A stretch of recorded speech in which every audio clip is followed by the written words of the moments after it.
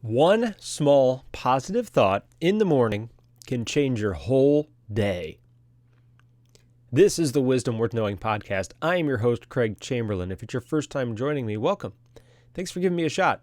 You can subscribe to the podcast on all the major social networks, including Facebook, YouTube, and Rumble.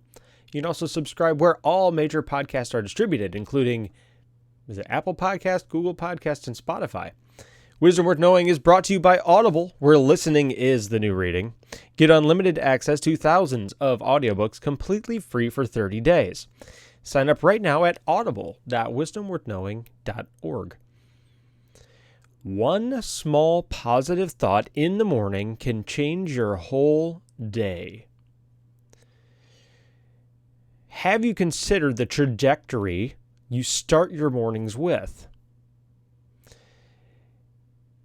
There's a real momentum thing when you wake up in the morning and you decide, or maybe you don't wake up in the morning, maybe you just roll out of bed and go into autopilot. I genuinely believe in momentum. And the problem is with momentum is that there's positive momentum and there's negative momentum. And for those of you who don't know, momentum is basically as things begin to start moving, they gain speed, and at some point, they actually propel themselves, because the weight of the object being moved eventually gets to the point where its own weight is pushing it along, which makes it easier to keep speeding up. You gain momentum as the object starts moving. Now, when you look at an object and you try to start getting it moved, especially if it's a big object, the getting started part is genuinely the hardest part because it's a heavy object. But once you kind of get going, the object's weight helps you move it faster and faster and faster. And so I think that this principle of momentum also works on the emotional level, and I think it also works on the spiritual level. And so we're going to talk about that in detail today. So there's a couple things we can do, I think, to kind of get the ball rolling on this. And I think the first part of this quote, how it says a positive thought in the morning can change your whole day. Because I think that positive part in the morning is a great way to start the momentum. Because every morning we can start our days however we want. We can start off complaining, which is, by the way, my default condition. It's like the first thing I do in the morning every morning, and this is really sad, is I have to push out all the negative thoughts. If I don't stop and make an effort to ignore my complaints for the day before my day even begins, I'll start my day off on this really nasty, negative trajectory. And I get it. This is hard. This is easier said than done. I mean, if you're dealing with a lot of issues and they're weighty issues, like most of us are, if we care about things, we wake up and there's things we have concern over. We don't know how they're going to go. And so these thoughts flood our minds in the morning, right after we wake up.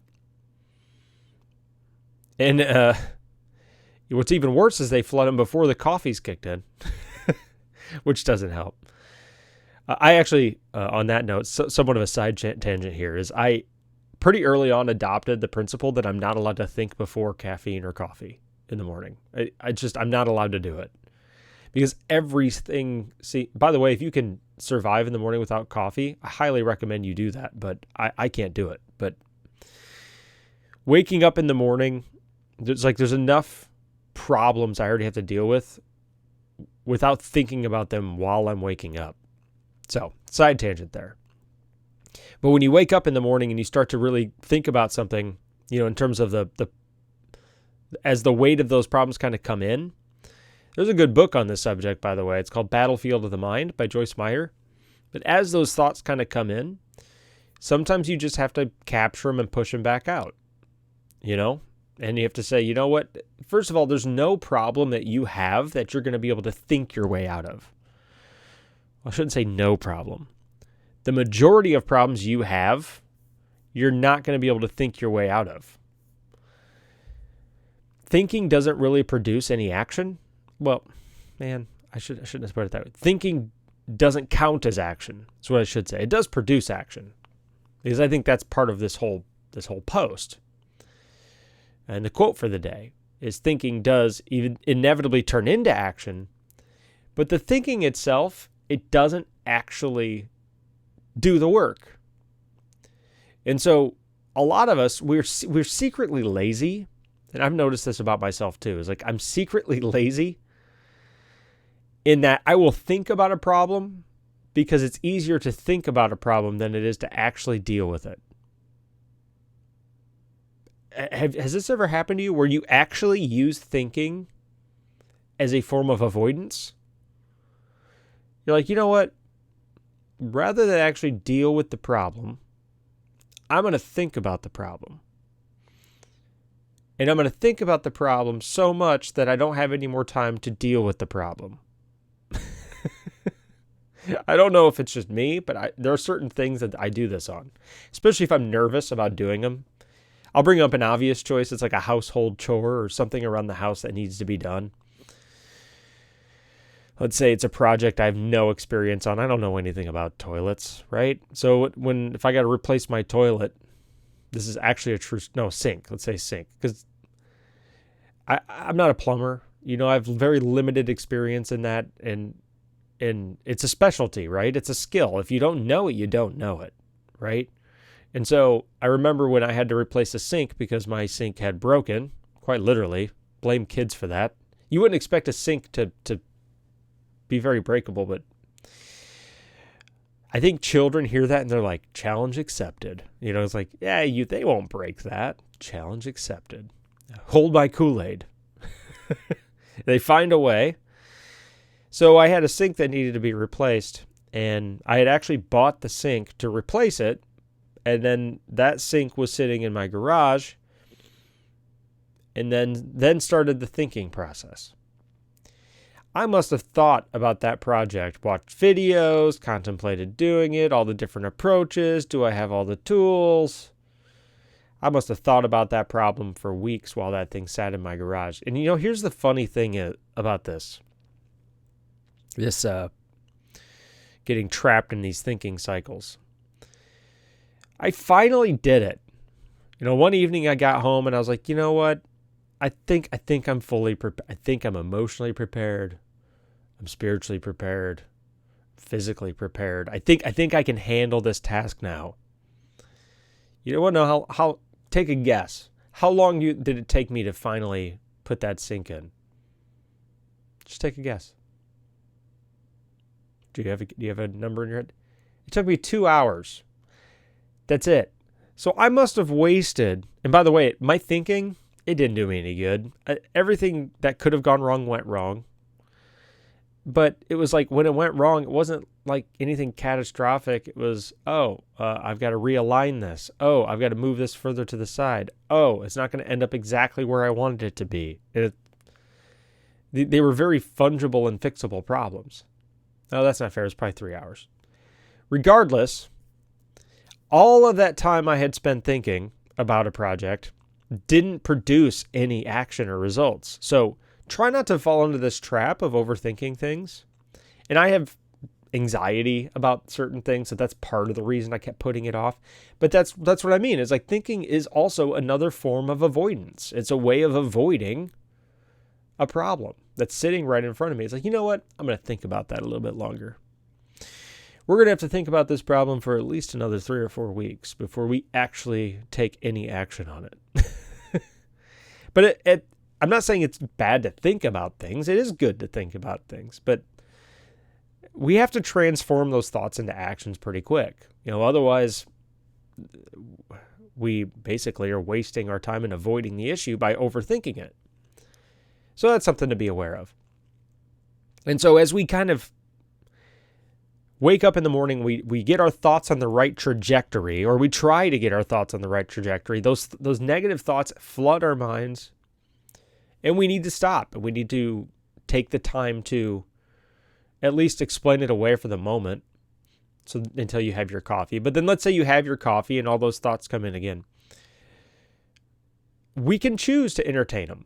We could choose to entertain the fearful thoughts, the anxious thoughts, the angry thoughts, the depressed, the sad.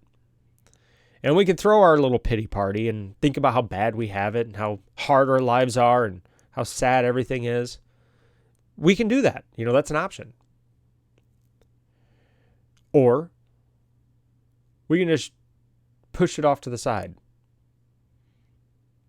And in my experience, well, actually, let me tell you what my experience, the best method to this is. But first, we've reached that time. Wisdom Worth Knowing is brought to you by Amazon Audible.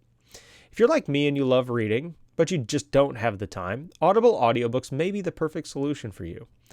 With Audible, listening is the new reading. You can pop in your earbuds and discover that next exciting adventure or expand your knowledge from any PC, Mac, Android, Alexa, or Apple device.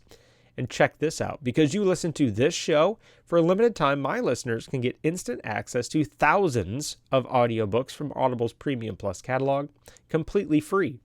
Just visit audible.wisdomworthknowing.org right now and take advantage of a free 30-day trial. That's right, for 30 days, you'll get full access to thousands of Audible's Premium Plus catalog books, as well as an additional free title of your choosing. If you discover audiobooks aren't for you, it's not a problem. You can cancel instantly online. You won't even get charged a penny. That's it. It's that simple. 2 years ago, audiobooks began to change my life, and they may change yours too. So pause this podcast and head over to Audible. That's audible.wisdomworthknowing.org and sign up right now. So in my experience, the best way to deal with these actually was rooted in that Joyce Meyer's book, Battlefield of the Mind. There's a few other good ones too. There's lots of good books actually on this subject. But for her, there was actually a warfare going on in our mind. And what happens is we are actually under attack when we wake up in the morning. And the best thing to do when you're under attack is not to just lay down your arms, lay down and take the attack or the assault. Her approach was that we need to actually capture each thought. And we have to either pray it away or we need to let it kind of flow through us. We don't repress it. We don't just shove it deep down and disregard the thought. We accept the thought. We allow it to kind of flow through. And then we concede that a majority of these problems are not in our control. We can pray. If you're not a religious person, that's fine. You can at least acknowledge that's not within my control. Or if it's a worry, you're like, okay, that's a legitimate concern, but we will deal that if and when it happens. That's actually one of my favorite lines for my anxious thinking. Now, every time I worry, this took years to get good at, by the way. So it's not like you wake up one morning and you're good at this. Just like you train for battle, you also train to fight the negative thoughts of your mind. But like one of my favorite things to say about anxiety is if an anxious thought enters my mind, I'm like, okay, that is one possibility. Here's what I'm going to do. I'm going to deal with that if and when it happens. And then I kind of let that thought, I shelf it. I don't bury it. I don't repress it. I acknowledge it for what it is. It is a fear. It's a possible outcome. But what I don't do is I don't entertain thoughts and fears, or I try not to entertain thoughts and fears anymore that haven't happened yet. And that's the real trap of anxiety, by the way, is once you kind of get into that mental feedback loop where the fears start to become real in your mind because you've convinced yourself that it is going to happen. Which, by the way, you don't know what's going to happen. It's part of it's a fear of pride, but we don't know what's going to happen. Even if it's a high probability of something happen, we still don't know. So acknowledging that it is a legitimate possibility and then shelving it and then saying, you know what, if and when that happens, I will deal with it. That's a adequate response to a fear. And it also acknowledges that you are a human being with limitations. And so that really has helped me capture those thoughts. And so you go through this on all of those thoughts as they kind of flood your mind in the morning, and you practice, you train for this fight. And then when you wake up, you don't You don't just bury all those thoughts deep down. You acknowledge them and you set them off to the side. And then hopefully, some good thoughts enter your mind as well. And then those are the ones you feed. I mean, we feed the beast, right? We decide, we make a conscious decision when a thought enters our mind, whether we're going to entertain that thought and feed it, or whether we're going to just let it starve and die. And so that's really, I think, where a lot of our bad thinking patterns start to fall into place. And this is not a magical new age way of approaching our problems. There's actually a scientific term for this. It's called cognitive behavioral therapy, if you want the fancy term. And I became fully aware of this when I was in the depth of my anxiety, probably in my early 20s. And the basic principle of it is that we learn to create new thought and behavior patterns. First we need to identify our bad thought and behavior patterns. That's obviously a challenge, especially if they're deeply ingrained. But as we identify these patterns, we can start to break them, slowly over time. And don't forget to forgive yourself, by the way, because you're not going to do this perfectly. So as you master these weaknesses of yourself, in which we all have them, you can start to break these bad thought patterns. And like I said, there's like a transition process that occurs. Because let me give you an example of another one with anxiety is I would keep fueling the anxiety with more fearful thoughts. And the thing about anxiety is it starts to pump adrenaline into your system.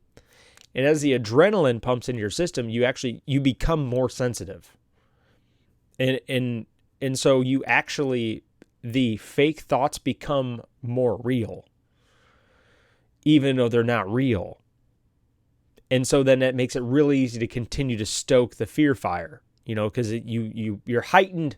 Your adrenaline actually heightens your biological senses. It puts you in fight or flight mode. So you become hyper aware and hypersensitive to anything and everything around you, including new thoughts.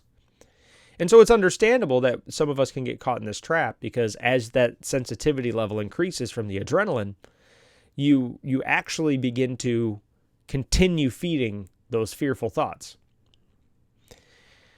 So the reason I bring that up is fighting those thought patterns, especially in the midst of the adrenaline, is very challenging. And sometimes you actually have to wait for the adrenaline to pass to be able to rationally work through them again.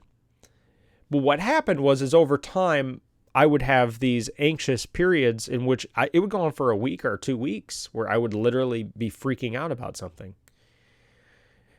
But as you get better at identifying it, that length of time between feeding my fear and overcoming it and shelving it and addressing it, it's gotten smaller and smaller. So now my level of panic, during an anxious, if there's something in my life that causes that anxiety to get triggered, the length of time between me freaking out and calming down has reduced substantially. And is it perfect? No, there's just certain things that freak us out, and that's normal. That's part of being a human.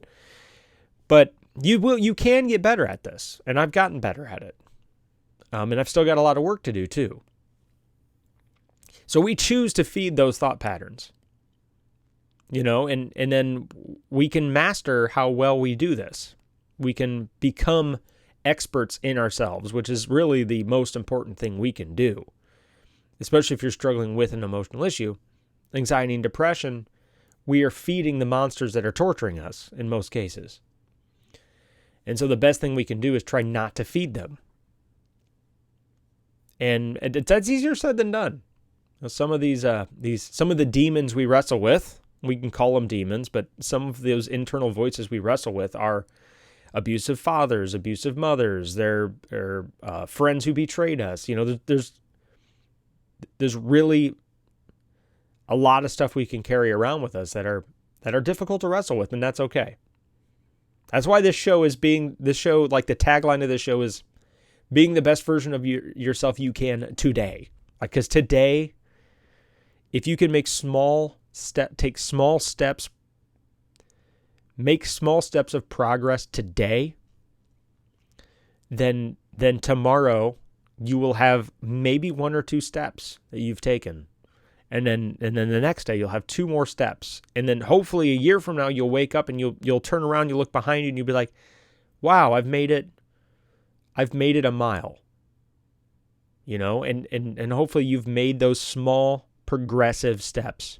I'm resisting so deeply to say baby steps because What About Bob is one of my favorite movies. but this is true. It's like you have to start somewhere. And if it's with these small shuffling steps of training your mind as these thoughts enter your mind so that you can get the right momentum and trajectory going in the morning, then so be it, Maybe I'm an infant. I'm a weak, pathetic, terrible, inexperienced person in dealing with my emotions, but you know what? Who cares? That's where I'm at. And all I can do is start. And that's really all we can do. So back to the quote, the one small positive thought in the morning can change your whole day. That small positive thought is something that we allow into our minds. And that's the ones you want to feed. Don't feed the fear. Don't feed the anxiety. Don't feed the sadness. Don't feed the depression. Look for something to focus on that's positive and start feeding that in the morning. And then start getting that momentum going. Because it will change the trajectory of your whole day. And then if something comes up during the day, and man, this happened to me as early as yesterday, where that just makes you so mad. For me, it's mostly usually politics, but something comes up that just triggers that breaks all your positive thinking and momentum for that day. It's like somebody standing in front of the rock as the rock gets moving. Just blow past it. Don't stop. Don't stew in it. And I'm speaking from personal experience. I struggle with this. I think we all do. Just ignore it. Brush it off. Don't give it more power than it deserves. Do not feed those thoughts. Because it's negative momentum. This momentum thing, this whole starting your day off positively so that you can slowly speed up and kind of get things moving in a positive direction, there's negative momentum too. If we wake up in the morning and we feed all these, my life is torture, everything is terrible, horrible thoughts, that feeds the momentum in the opposite direction. We can derail our entire days before we even get started. I think a lot of this is, The Battlefield of the Mind is a great book. It does talk about that. But I think a lot of this is on par with what Christ said when he talked about evil thoughts start in the heart. He knew that the mind is the heart and the mind are the source of it. And when I say evil, I don't just mean literally evil in this context. I mean just dark thinking is the beginning of dark action. And if we do not address our heart and mind issue, if we don't wrestle with those and through the heart and the mind issues first, then we may be able to change our behavior to prevent the product of that negative thinking, but we're repressing them. Like if we cannot address the issue in our heart and mind, it will come out in different ways.